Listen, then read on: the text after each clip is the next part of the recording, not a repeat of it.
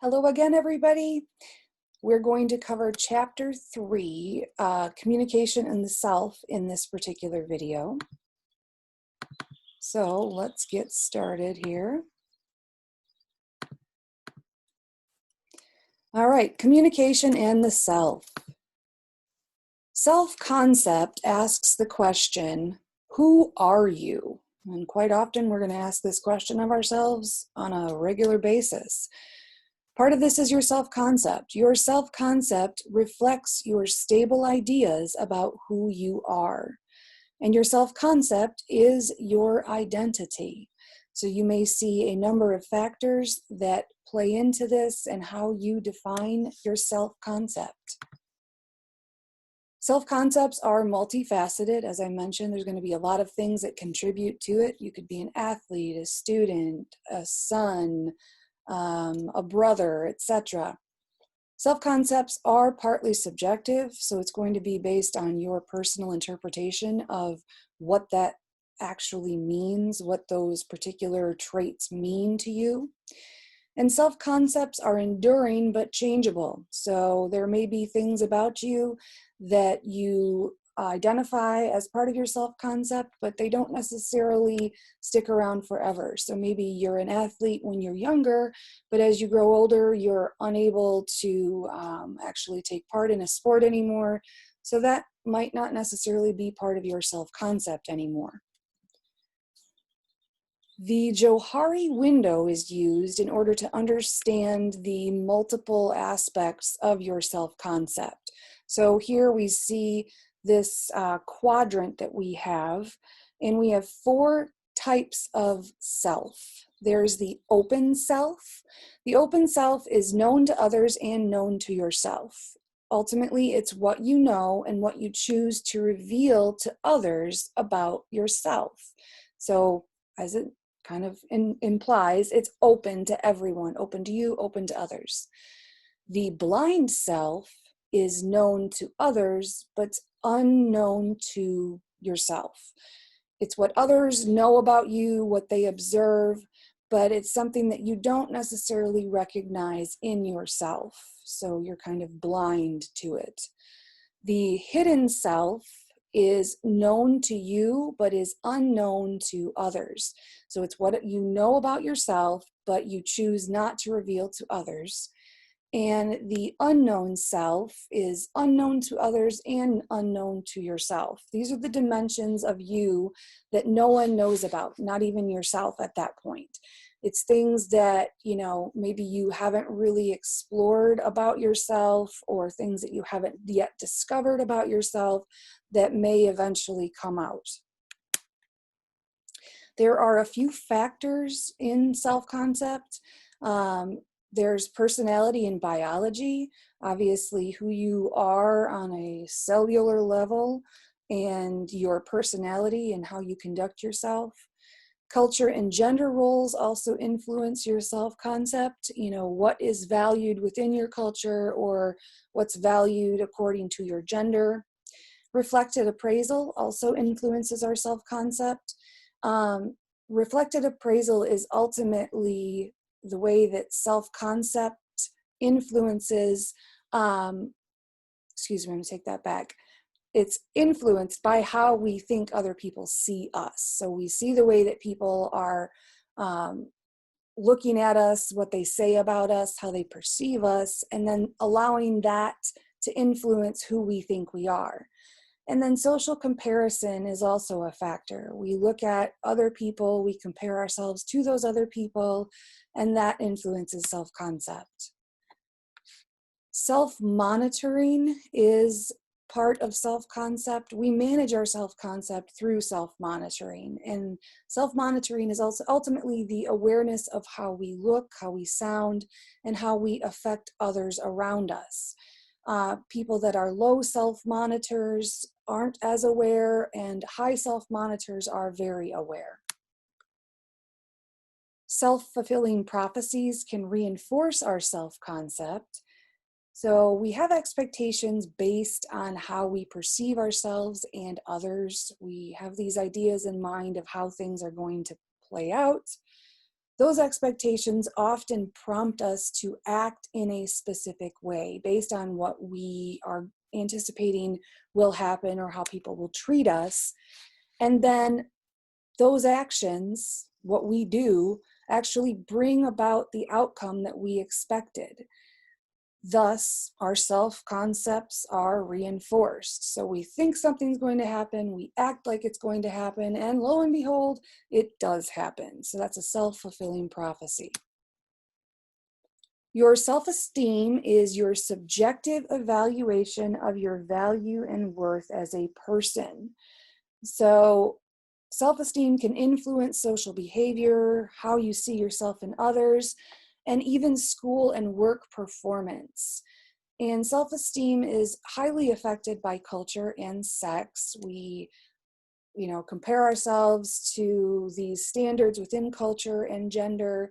And if we don't amount to that, or if we don't come up to that standard, then we may have low self-esteem, where if we evaluate ourselves based on what we see as valued within that culture, within that gender, we may have higher self-esteem if we're seeing ourselves meet those standards or exceed those standards. We have three fundamental needs with respect to self-esteem.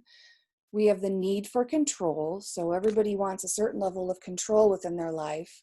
We have the need for inclusion, which we've talked about in previous chapters, and the need for affection. All three of these things are going to influence how we look at ourselves, and they're going to influence our self-esteem. Image management means adjusting our behavior to project a desired image. So we have an idea in mind of what we want to look like, how we want people to perceive us, and then we adjust our behavior in order to meet that image that we have in mind. Image management is collaborative, so it's an effort that you make, and then other people are playing a role in this because we're looking at their reaction to our behaviors. We often manage multiple identities, so we may act differently in a professional setting than we would amongst friends. So we manage our image and our identity based on those particular circumstances. And overall, image management is very complex. It takes a lot of work, and because we look at how we manage ourselves and our identities in multiple contexts, obviously there's a lot of work that we're putting into this, so it is very complex. We manage three face needs when we talk about image management. The first type of face is fellowship face. This is the need to have others like and accept us. There's also the autonomy face, and this is the need to avoid being imposed upon by others. So having influence upon our own decisions and our own lives. The competence phase is the need to have others respect us and acknowledge our abilities and intelligence. So we all want to feel as if people value us and recognize our individual worth. Self-disclosure is the act of intentionally giving others information about ourselves that we believe to be true, but we think that they do not already have. So it's sharing things about ourselves with someone else, and there are different reasons that we do this. Self-disclosure is intentional and truthful, so we do it on purpose, and we tend to, or we should be truthful when we self-disclose. Self-disclosure is going to vary in the breadth or the range of disclosure and the depth, as in how personal or intimate the disclosure is. And that's going to depend on the person or the situation to determine how much we actually self-disclose. And this segues into this idea that it varies among relationships. You'll likely disclose more with someone that you know better, and probably not give as much away to someone like a boss or a distant relative, that kind of thing. Self-disclosure is a gradual process, so we don't necessarily just completely unload on someone right away. we just give little snippets. We self-disclose a minimal amount, and then as time goes by, we start to reveal more. Online self-disclosure follows a different pattern. We often see people disclosing a lot more right away in an online format. We're willing to share more with people because we have that screen between us. It feels like there aren't as many consequences to this greater self-disclosure. Self-disclosure is usually reciprocal. If we share something that's close to us, that's unknown to others, we generally expect the person that's listening to do the same, to offer some level of intimate knowledge to us about themselves. Self-disclosure can serve many purposes, and we're going to get into that a little more in, I believe, the next slide. And self-disclosure is influenced by culture and gender roles. We see self-disclosure being influenced, in cultures that are a little more open and a little more individualistic. We might see it happening more. Gender roles, we often see women being willing to self-disclose more or at a greater breadth and depth. As I mentioned, self-disclosure has benefits. So self-disclosure can enhance relationships and trust. So as we share more with people, we often grow that relationship along with that self-disclosure because people feel as if they are being trusted with that information. So it can help develop a relationship. Reciprocity. So you share something and the other person shares in kind. So you have that reciprocal benefit.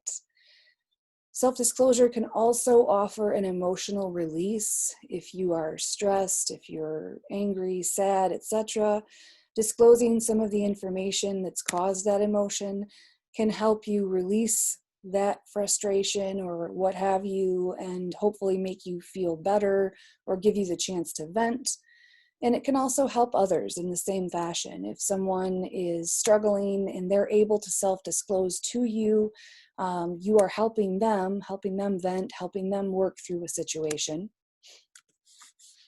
There are risks, however, to self-disclosure. You can be rejected. If you share something that someone doesn't necessarily agree with, there can be that experience of rejection. There's the chance that you're obligating others to you if you offer information that maybe, let's say you tell them that you've stolen something. You share that information, the other person feels obligated to keep your secret, but they struggle with that on a moral level because they feel like maybe they should be telling someone about that because you've broken the law, etc. You can potentially hurt others if you share information that is damaging or maybe insulting. You feel like you're telling them because you really want to get that off your chest and share it with them, but it has the chance of hurting their feelings, etc.